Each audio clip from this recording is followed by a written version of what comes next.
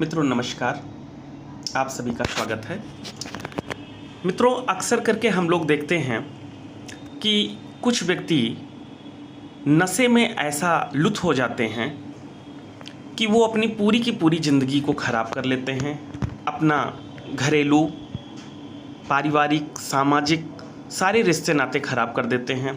अपने स्वास्थ्य को ख़राब कर लेते हैं।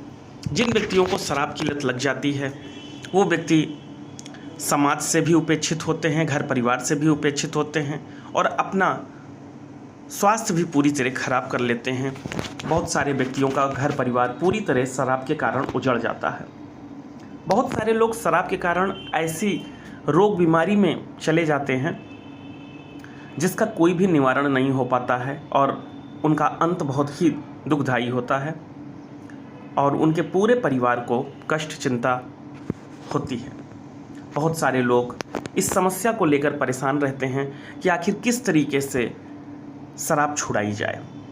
मित्रों, शराब छुड़ाने के लिए तरह तरह की दवाइयाँ आती हैं, लेकिन उनका इस्तेमाल करने से भी लाभ नहीं होता, बल्कि उल्टे कभी कभी उन दवाइयों के कारण बहुत सारा नुकसान भी झेलना पड़ता है। बहुत सारे लोग तरह तरह की पूजा पाठ में भी कोशिश करते हैं। मित्रों, आज मैं आपको एक शास्त्र की प्रमाणिक सिद्ध प्रयोग बताने जा रहा हूँ। इस प्रयोग को करने से कैसा भी शराब का लती होगा, जिसको शराब की हर तरह से लत लग गई हो, कोई भी दवा वगैरह का प्रयोग से लाभ ना बन पा रहा हो, तो ऐसे व्यक्तियों के लिए ये उपाय करें।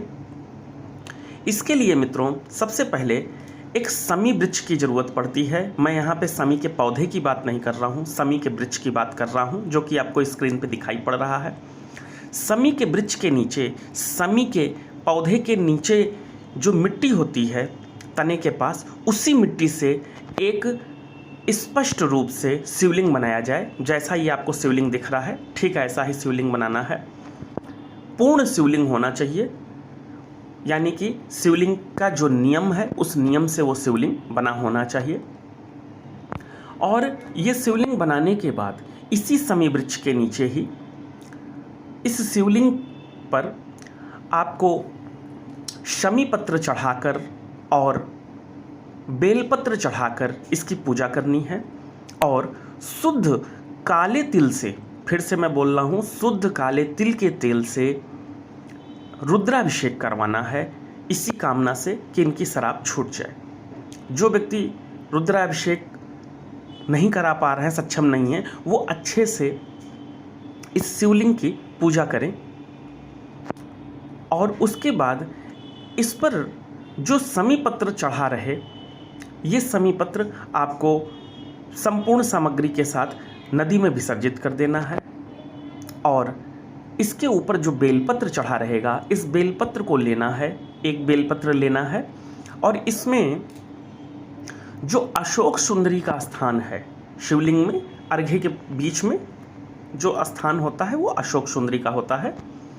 इस पर इस बेलपत्र का स्पर्श करा देना है और स्पर्श कराने के बाद इस बेलपत्र को लेकर जो शराबी है, जो व्यक्ति को ये शराब पीने की लत लग गई है, उन्हें इस तरीके से खिलाना है कि जब बेलपत्र खड़ा आप अपने सामने रखेंगे तो दाहिना पत्ता, बायां पत्ता और बीच का पत्ता, ये 3 पत्ते बेलपत्र में होते हैं। एक बेलपत्र में 3 पत्ते होते हैं। तो सबसे पहले बीच वाला पत्ता खिलाना है, उसके बाद दाहिना वाला पत्ता खिलाना है, उसके बाद जो बायां पत्ता होता है ये खिलाना है।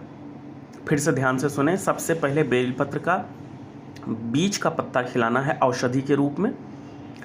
फिर कुछ समय के बाद, जैसे सुबह खिला दिया, फिर शाम तक या दिन में या अगले दिन आपको दाहिना पत्ता खिलाना है। उसके फिर से एक दिन बाद आपको बायां पत्ता खिलाना है। इस तरीके से आपको ये पत्र, जो भी व्यक्ति जिसको शराब की लत लग गई है, उसको प्रसाद के रूप में खिलाना है। और ऐसा करने के बाद आप पाएंगे कि उस व्यक्ति का शराब पूरी तरह छूट गई है, उसका खुद ही उपेक्षा होने लगेगी, शराब को उपेक्षित करने लगेगा वो व्यक्ति। मित्रों, ये प्रयोग में कुछ बातें ध्यान रखनी है। पहली चीज़, शमी का वृक्ष के नीचे की मिट्टी से ही ये शिवलिंग बना होना चाहिए। यदि मिट्टी स्पष्ट नहीं है तो कुछ उसमें आप तालाब की मिट्टी मिला सकते हैं, लेकिन अधिक मात्रा समी के वृक्ष के नीचे की ही मिट्टी होनी चाहिए। दूसरी चीज़, ये पूजा समी वृक्ष के ही नीचे होनी चाहिए। तीसरी चीज़, उस शिवलिंग पर जो समी पत्र चढ़ेगा वो उसी वृक्ष का समी पत्र चढ़ा होना चाहिए। चौथी चीज़, इस पे एकदम स्पष्ट शुद्ध बेलपत्र चढ़ना चाहिए। शुद्ध काले तिल के तेल से ही आपको रुद्राभिषेक कराना है। रुद्राभिषेक करा सकते हैं तो बहुत अच्छा, जो नहीं करा सकते हैं वो अन्य जो भी तरीके से शिव जी की पूजा होती है उन नियमों के आधार पर शिव जी की पूजा कर लें।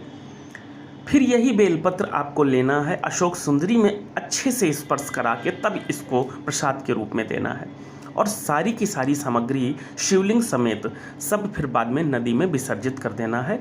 ध्यान दें, समी पत्र को नदी में विसर्जित कर देना है। जब आप पूजा कराएंगे तो भी आपको यही कामना करनी है कि इस व्यक्ति की शराब छूट जाए, और जब आप नदी में विसर्जित करेंगे सारी सामग्री को तो भी आपको यही कामना करना है कि इस व्यक्ति का शराब छूट जाए। जब आप व्यक्ति को बेलपत्र प्रसाद के रूप में देंगे तो तीनों पत्र प्रसाद के रूप में एक एक दिन पे दे दीजिए और खाली पेट खाने हैं, और उस वक्त भी यही कामना करनी है कि इसकी शराब छूट जाए। ऐसा एक बार, 2 बार, अधिकतम 3 से 4 बार करते करते तक व्यक्ति की शराब स्वतः ही छूट जाती है। यह शास्त्र का प्रमाण है, शास्त्र से संबंधित यह उपाय मैं आपको बता रहा हूँ। बहुत ही सिद्ध प्रयोग है, करके देखें। जिन लोगों को जीवन भर की समस्या हुई है, एक बार इसे जरूर प्रयोग करें। महादेव ने चाहा तो निश्चित तौर पर आपको लाभ होगा और जो भी व्यक्ति है उसकी शराब छूट जाएगी। आज के लिए इतना ही। जय महादेव।